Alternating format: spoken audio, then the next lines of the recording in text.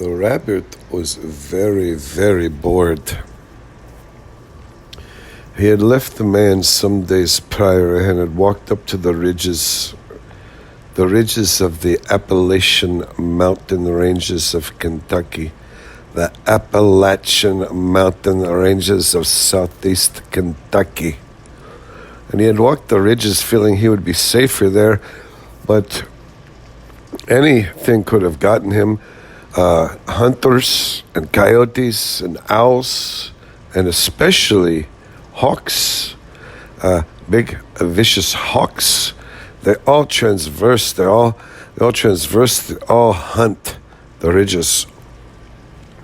But as happenstance would have it, the rabbit was given a passage where nothing presumed to be a difficulty or a danger to him, and he blundered along mysteriously until he realized he had to get down into the basins, down lower into the bottoms, so he could get some agua.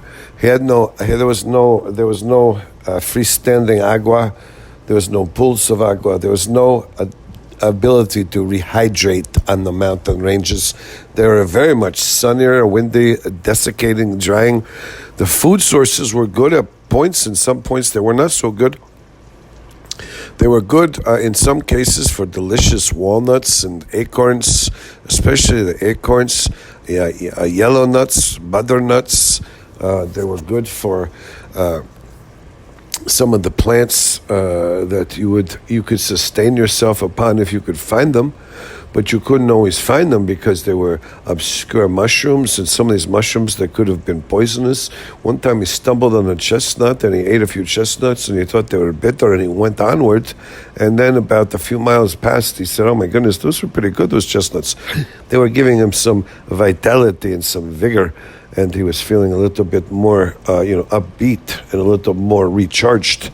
And he said, "I should have at least brought a couple chestnuts into my little engineer's vest. I could have tucked 5 or 6 chestnuts into the pockets of my little denim engineer's vest that he had left abruptly, and he didn't take very much with him, but he did take his engineer's vest, his denim engineer's vest. And he had that with him. He had a couple things in the pocket. Later he would find out he had a couple things in the pocket that he could use, but he had become so hungry, and there was no agua, there was no hydration, so he came back down to the bottoms. And during the bottoms, once he got in the bottoms, he blundered and stumbled after many weeks of meandering at night and sleeping during the days. He finally stumbled upon Route 84, which was a Eisenhower contribution to interstate commerce. It was a highway system built by Eisenhower that he had observed in World War II in the European and the German spheres, and these autobahns and these things they have so you could travel very quickly. And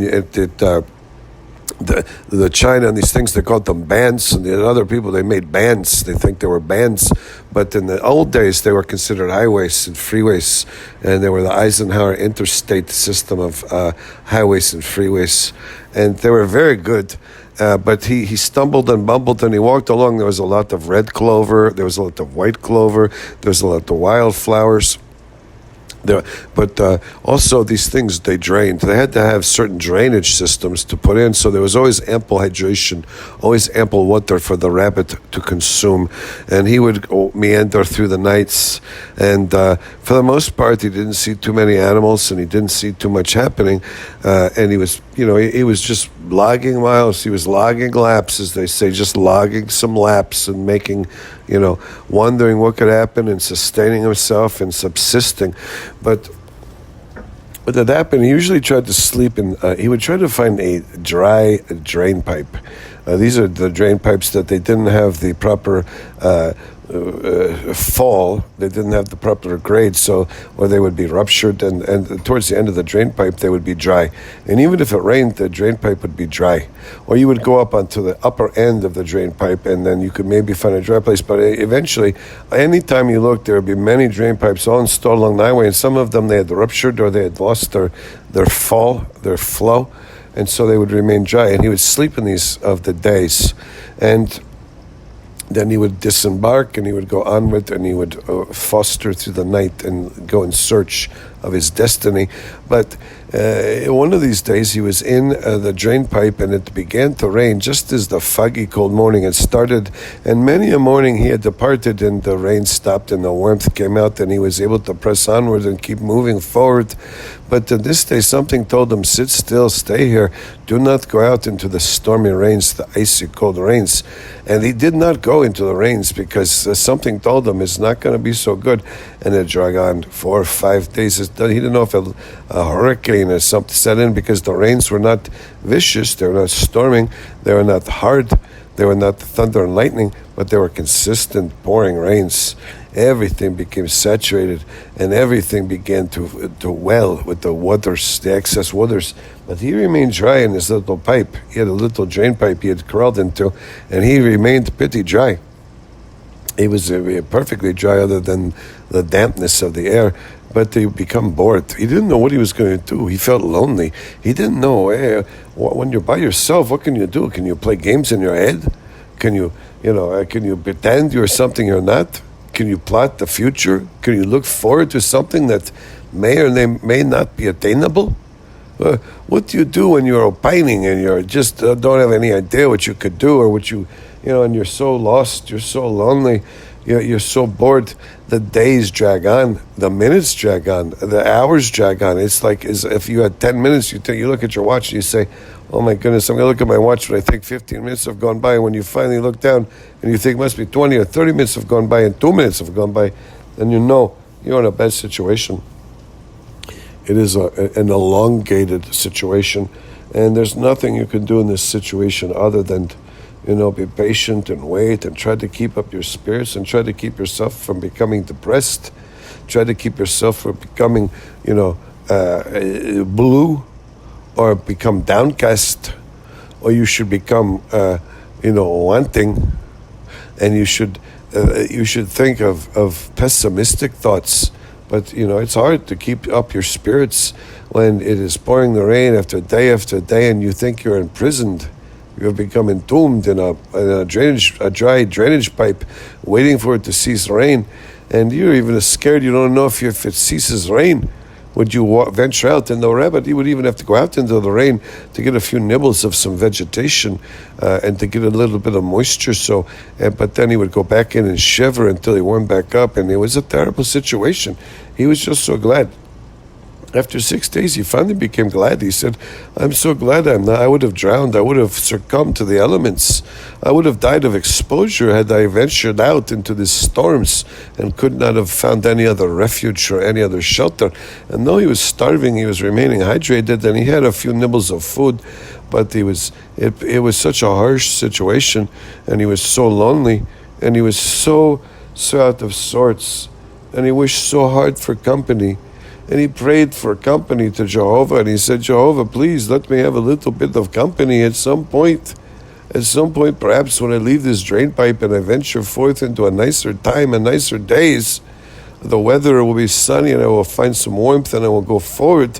Perhaps I will find somebody. Perhaps I will find some sort of companion. But at that moment, he was just locked into place by the rains and the drizzle and the pouring icy rains, and he was destitute, he was lonely, he was fearful, he was apprehensive, he was anxious. He did not know what would become of him. But it was at this time that the rabbit, he dug deep into his inner strength, and he said, there's nothing I can do but sleep, so I will nuzzle, I will hunker, and I will try to keep my head tucked towards my belly, and I will try to curl up and let my back absorb some of the cooler temperatures and the abuse, and I will keep my inside belly and my paws and my face tucked together, and I will try to get some warmth. And I will try to pretend I am satisfied, and I will try to pretend I am content. And I will try to pretend that I am happy. And I will try to pretend that I have a good attitude and I'm looking forward to the future. I will try to pretend that I am not worried, and I will try to pretend that I think things will be good if I just keep hanging on. If I just manage to keep on existing and subsisting, I believe things will turn out good for me. And eventually they did. Eventually the rabbit came through. Eventually the rabbit became happy again, but this was a very dark and down time. The rabbit knew it was very dark and down as he had nestled down into the best spot he thought he could perhaps make some of his own body warmth rebound towards himself. He found his best, his innate position to have a little bit of his own body warmth rebound on him. And he thought, this is pretty bad. I feel so anxious. I feel like I'm going to have a stroke. And he kept on yawning. And he knew if he kept yawning, he was going to have a panic attack. And he would probably be rendered unconscious or rendered enabled.